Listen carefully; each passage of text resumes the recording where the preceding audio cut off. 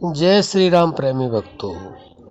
अनहद नाद दाएं कान से ही सुनने को क्यों कहा जाता है, इसके पीछे क्या कारण है? भक्तों, प्रसंग बहुत अच्छा है, थोड़ा ध्यान से सुने। देखिए, अनहद नाद हमारे अंदर प्राकृतिक आवाज़ है और वह 24 घंटे आवाज़ होती ही रहती है। और हमारे संतों ने अनहद नाद की जो आवाज़ है, जो नाद है, वह 10 प्रकार का बताया है। कहीं बीड़ा है, कहीं मृदंग है, कहीं डमरू है, कहीं बंसुरी है, कहीं ताल है, मृदंग है, कहीं मेघनाद है। इनको सुनने के लिए इसलिए कहा जाता है कि इनसे मन ठहरता है। और नाद के अंदर एक ऐसा नाद है जो व्यक्ति उसे सुन लेता है और एकाग्रचित हो जाता है, तो उसके अंदर से वह परम प्रकाश प्रकट होता है। और नाद के लिए ही संतों ने शब्द कहा कि शब्द ही धरती, शब्द आकाश, और शब्द ही शब्द होय प्रकाश। उस शब्द के अंदर वह परम प्रकाश रूपी परमात्मा विद्यमान रहता है। इसलिए अनहद नाद सुनने के लिए कहते हैं।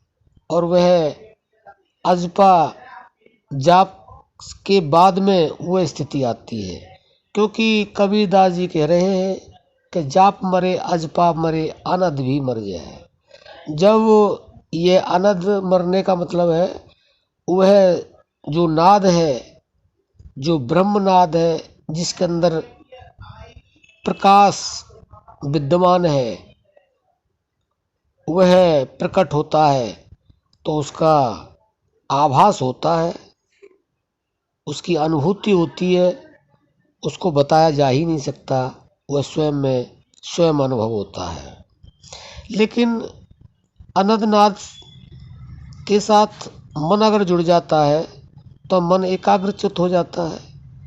और मन जब एकाग्रचित हो जाता है तो मन प्रफुल्लित हो जाता है। उसके धीरे धीरे विकार नष्ट हो जाते हैं और उसके बाद ही वह जो ब्रह्मनाद है, नाद के अंदर जो ब्रह्मनाद है, तभी वह प्रकट होता है। लेकिन यहाँ पे टॉपिक हमारा ये है कि अनहद नाद को दाएं कान से ही सुनने को क्यों कहा जाता है, क्योंकि जितने भी संत महात्मा ऋषि मुनि हुए हैं, उन्होंने केवल दाएं तरफ के कान से ही सुनने को कहा गया है। वैसे तो आप बाएं से भी सुन सकते हैं और दाएं से भी सुन सकते हैं, लेकिन हमारे धर्म ग्रंथों ने लिख करके और हमें समझा दिया, संतों ने बता दिया। उसका एक महत्वपूर्ण रहस्य क्या है? उसका महत्वपूर्ण जो रहस्य है वह हम आपको बता देते हैं। वह रहस्य है हमारी जो ईड़ा और पिंगला 2 नाड़ियां हैं। तो ईड़ा नाड़ी हमारी बाईं तरफ होती है, उसमें चंद्रमा शीतल होता है। और जो हमारी दाहिनी नाड़ी होती है वह पिंगला होती है, उसमें सूर्य विद्यमान होता है।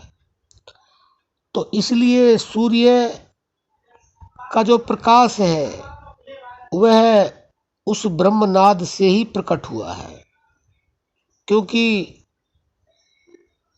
ये तो सूरज, चंद्रमा, सितारे, अग्नि, ये सब प्रकाश है, लेकिन ब्रह्म परम प्रकाश है।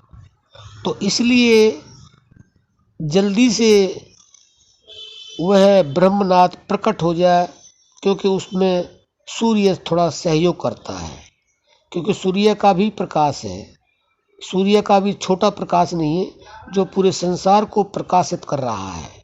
हालांकि वह ब्रह्म के परम प्रकाश से ही प्रकाशित है, लेकिन हमारे अनंतनाद में सुनने में और उसके अंदर जो प्रकाश है उसको दिखने में हमारी सहायता होती है।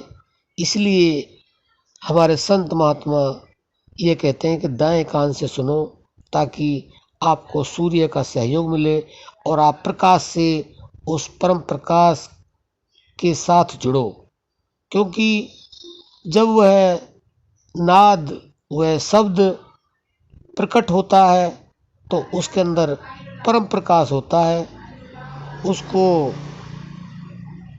देखना इन आँखों से असंभव है, लेकिन जब वह नाद प्रकट हो जाता है, वह शब्द प्रकट हो जाता है, तो उसके अंदर प्रकाश का भंडार होता है, अथाह सागर होता है।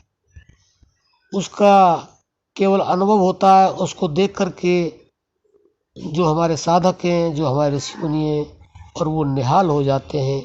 वही परम पद है, वही परम शांति है, वही परमानंद है। उसके अनेकों नाम हो सकते हैं। तो सूर्य का जो प्रकाश है वह हमें उसके साथ में जुड़ करके और दाईं तरफ जो हमारी पिंगला नाड़ी होती है उसमें बहता है, तो वह हमें सहयोग करता है। इसलिए हमें दाएं कान से सुनने के लिए कहा जाता है। वैसे तो बहुत से तो बाएं कान से ही सुनते हैं, उनको भी अनुभव होता है, लेकिन ऐसा माना जाता है कि अगर हम बाईं तरफ से सुनेंगे तो हमें हो सकता है 1 जन्म लग जाए, 10 जन्म लग जाए, या 10-20 साल 50 साल लग जाए। लेकिन उसके अकॉर्डिंग अगर दाईं तरफ से सुनते हैं, जिधर सूर्य हमारी पिंगला नाड़ी है, तो उसका हमें 1 जन्म का 10-20 साल में, 10-20 साल का 1 साल में, इतना बहुत जल्दी हमें उसका अनुभव होने लग जाता है।